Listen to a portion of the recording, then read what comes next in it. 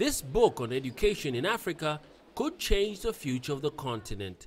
The global launch of Facing Forward Schooling for Learning in Africa was hosted by the University of Dar es Salaam. Senior officials from the World Bank, the government, and the private sector agree the Tanzanian school system is not as effective as it should be. Only 44% of the kids in primary education have the basic mathematical competencies that they should have for their age. And only 53% are reading and writing at the level that we expect for a primary educated child. Currently, the World Bank is financing an educational project in Tanzania, dubbed the Project for Results, or P4R, that is worth $322 million. The project is aimed at improving basic education by tackling the key priorities of the education sector. The head of the World Bank in Tanzania insists that education is key for poverty eradication.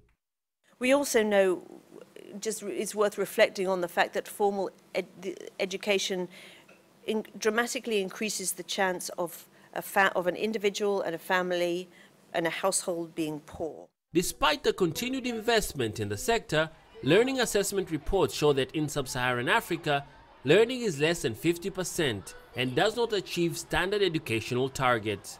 The education minister says to have an effective education system, the fundamentals are key. Because we know that without literacy and numeracy skills for our children, it's very difficult for them to acquire subsequent learning, because those are the key foundational skills for subsequent learning.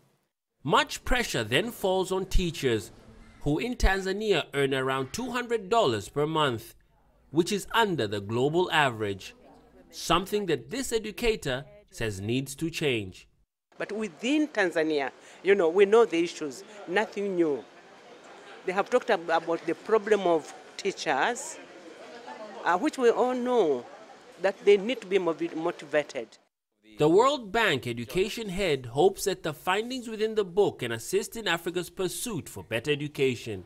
Like its counterparts across the continent, Tanzania wants higher standard of education for its citizens, as many believe to truly develop, providing the tools to improve learning becomes a lesson that each country must pass. Kijo, CGTN, Dar es Salaam, Tanzania.